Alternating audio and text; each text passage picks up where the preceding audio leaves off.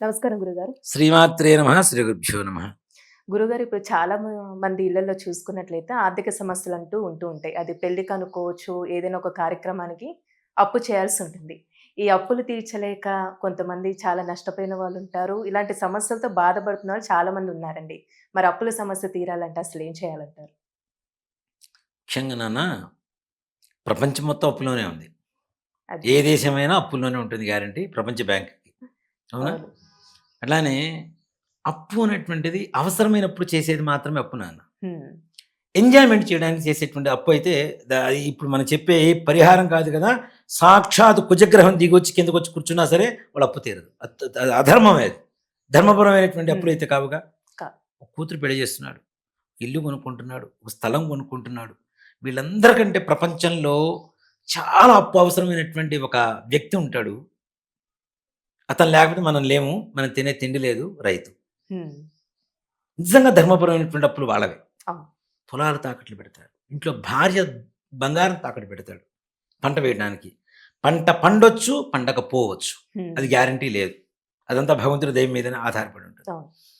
బంగారం పెట్టి వాళ్ళు మళ్ళీ వెనక్కి తెచ్చుకోలేక అక్కడే ఉండిపోతూ అప్పుల మీద ఇక్కడ ఇంకొక మెంటాలిటీ ఏంటంటే ఎట్లా ఉంటుందంటే హ్యూమన్ సైకాలజీ. ఒక ₹1,00,000 అప్పు చేస్తాడు ఈ ₹1,00,000 అప్పు చేసినప్పుడు కొన్ని రోజులు వడ్డీ కడతాడు. ₹2, ₹3, రూపాయి ఏదో వడ్డీ కడతాడు. కట్టి, కట్టి, కట్టి విరక్తి పుడుతుంది.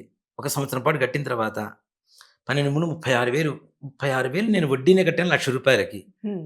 ఎక్కడ 2,00,000 తీసుకొచ్చి ఈ ₹1,00,000 అప్పు తీర్చి ఇంకో 1,00,000తో ఏదైనా పని చేద్దామని చెప్పి అనుకుంటాడు. హ్మ్. 2,00,000 ఖర్చవుతాయి గానీ ఫస్ట్ ₹1,00,000 మాత్రం అప్పు తీరదు. తీరదు. అప్పటికి 1, 2, 3. హ్మ్. 3,00,000 అప్పు చేసి వడ్డీలు కట్టి 3,00,000 అప్పు తీర్చడానికి 5,00,000 అప్పు చేస్తాడు. హ్మ్. 5,00,000 ఖర్చవుతాయి. మొట్టమొదటి ₹1,00,000 అప్పు కూడా తీరదు దీంట్లో. అవును. 5, 3, 8.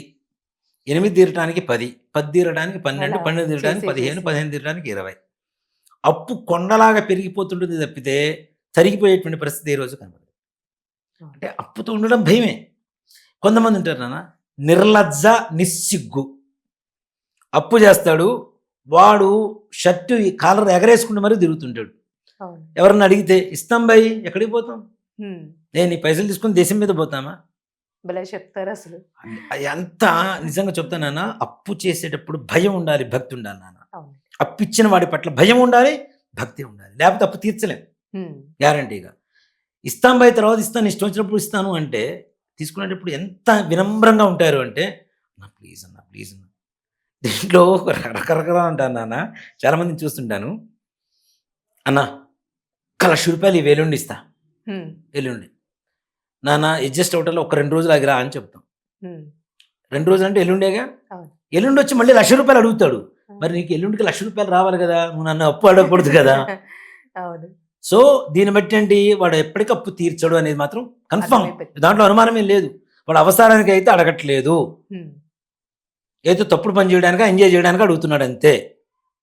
ఎల్లుండి ఇస్తానన్నప్పుడు ఎల్లుండి నీకు రావాలి కదా! ₹1,00,000 నువ్వు నన్నెందుకు అడుగుతున్నావు మళ్ళీ? హ్మ్. ఎల్లుండి కాదు. అలాంటి ఎల్లుండిలు 10 ఎల్లుండిలు ఎళ్ళినా కూడా వాడు మళ్ళీ అడుగుతూనే ఉంటాడు. అంటే ఏంటి? వాడికి రావు. నీ అప్పు తీర్చేది కాదు. కదా! ఇట్లాంటి వాళ్ళు చాలా మందిని చూస్తుంటా నేను. హ్మ్. చాలా చోట్ల. ఇట్లా ఎంజాయ్‌మెంట్ చేయడానికో, నాశనం చేయడానికో, తాగడానికో, తిరగడానికో చేసేటువంటి అప్పులు కాదు నాన్న. నిజంగా బాధ్యతాయుతంగా బాధ్యతలు తీర్చుకోవడం కోసం చేసేటువంటి అప్పులు ఏవైతే ఉంటాయో, కుటుంబాన్ని గడపడం కోసమో, లేదంటే ఇల్లు కట్టడం కోసమో, పెళ్లి చేయడం కోసమో, పంటలు పండించుకోవడానికి పంటలకు కావాల్సినటువంటి ఈ మందులు కొనటం కోసమో, ఇట్లాంటి వాటికి చేసేటువంటి రుణాలు ఏవైతే ఉంటాయో, హ్మ్. అంటే న్యాయబద్ధమైనటువంటివి, ధర్మబద్ధమైనటువంటి అప్పులు ఏవైతే ఉంటాయో, అలాంటివి తీరడానికి మంచి సింపుల్‌గా ఒక చిన్న పరిష్కారం నాన్న. ఇది కూడా ముఖ్యంగా చెప్తాను. అప్పులు అవ్వటానికి, అప్పులు తీర్చడానికి, ధనం రావటానికి, ధనం రాకపోవడానికి, అన్నిటి. ఆరోగ్యంగా ఉండడానికి, అనారోగ్యంగా ఉండడానికి కుజుడే కారకుడవుతాడు. హ్మ్. ముఖ్యంగా కుజుడే కారకుడు. దాంట్లో ఏమాత్రం కూడా సందేహం లేదు నాన్న. మంగళవారం రోజున అప్పు తీర్చండి. జీవితంలో అప్పు చేయవలసినటువంటి పరిస్థితి రాదు. ఉన్న అప్పు కూడా ₹1,00,000 అప్పు ఉన్నా కూడా తొందరగా తీరిపోతుంది. అప్పు తీసుకున్నారు. జీవితంలో నువ్వు ఇవ్వలేవు. నీ దగ్గర ₹1,00,00,000 ఉన్నా ₹100 అప్పు అయితే తీర్చలేవు. హ్మ్. ఆ ఒకవేళ ₹100 అప్పు అట్లానే ఉంటుంది. పోనీలే పాపం ఇచ్చినా గూడా శత్రుత్వం అంతే. ఎక్కువ పెరుగుతూ ఉంటుంది అడిగిన. డబ్బులిచ్చి శత్రుత్వాన్ని తెచ్చుకోవడమే. దాంట్లో అనుమానం ఏం లేదు. మంగళవారం రోజున డబ్బులిచ్చామా, జీవితంలో వాడితో నీకు యుద్ధం కన్ఫామ్, ఉంటుంది. గ్యారంటీ. ఇలాంటి వాళ్ళకి నాన్న మంగళవారం రాహుకాలం వస్తుంది. 3 to 4:30 మనకి రాహుకాలం ఉంటుంది మంగళవారం రోజున. కుజగ్రహం చూస్తున్నాం, రుణగ్రస్త కారకుడు, రుణ విమోచకారకుడు, రుణకారకుడు మొత్తం ఆయనే, కుజగ్రహమే. కుజగ్రహానికి ఇప్పుడు నవగ్రహాలు ఉంటాయి కదా, నవగ్రహాల్లో మనకి 9 రకాల గ్రహాలకు కూడాను ఒక్కొక్క గ్రహానికి ఒక్కొక్క రకమైనటువంటి సమిధలు ఉంటాయి. కట్టెలు అంటాం, సమిధలు అంటే కట్టెలు. అర్క సమదమాదిత్యాయ పాలాశకం సోమాయ. అట్లానే కుజుడికి అంటే కుజుడికి చండ్రకర్ర అంటే ఇష్టం. చండ్ర మనకి చండ్ర అనేటువంటిది పల్లెటూరులో బాగా దొరుకుతుంటుంది నాన్న. చండ్రకర్ర బాగా దొరుకుతుంటుంది.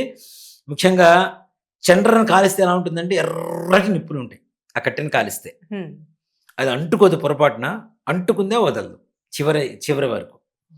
బ్రాహ్మలు హోమం చేస్తుంటారా, నెయ్యి వేస్తూ ఉంటారా ఇట్లాగా, దాన్ని వాటిని సృక్సృవారు అంటారు. సృక్కు సురువం ఈ రెండు కూడా చండ్రకట్టెతోనే తయారు చేస్తాం. ఎన్నిసార్లు నెయ్యి వేసినా అంటుకోదు.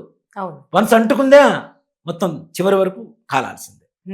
అంత గట్టిగా ఉండేటువంటిది.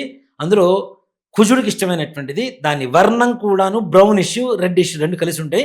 అంటే కుజుడు రక్తవర్ణం కాబట్టి ఆ రక్తవర్ణంలో ఉండేటువంటి చంద్ర కర్ర ఉంటుంది. చంద్ర కట్టెని తెచ్చుకొని ఇంత చాలు, పెద్దగా కర్ర ఇంత కట్టె బయట దొరికిద్దండి, పూజా స్టోర్స్ లో దొరుకుతుంది, లేదా పల్లెటూరులో అడిగితే బాగా తెలుస్తుంది. ఇంత చిన్న కట్టె తెచ్చుకొని దాన్ని కిరోసిన్ పోస్తారా, పెట్రోల్ పోస్తారా, ఏదోడు పోసి తగలబెట్టిన దాన్ని కాల్చేసేయండి. చంద్రకర్రను మంగళవారం రోజునే కాల్చండి. కాల్చిన తర్వాత మంగళవారం మధ్యాహ్నం 3 to 4:30 ఉంటుంది కదా రాహుకాలంలో. ఈ రాహుకాలంలో ఒక నేల మీద ఈ చంద్ర బొగ్గుతో ఎంత అప్పు ఉందో మీ టోటల్ 1, 2, 3, 3, 5, 8, 8, 2, 10, 10, 5, 15, 15, 5, 20 లక్షలు ఉంది టోటల్గా. 20 లక్షలని ఆ చంద్ర బొగ్గుతో రాయండి. రాసి ఎడంకాలుతో రివర్స్లో దాన్ని తుడిపేయండి. అలా 3 మంగళవారాలు చేయండి. అతి తొందరలో మీ అప్పు తీరేటువంటి మార్గం ఏర్పడుతుంది. కోట్లు వచ్చి మీద పడితే ఏం చెప్పడం లేదు.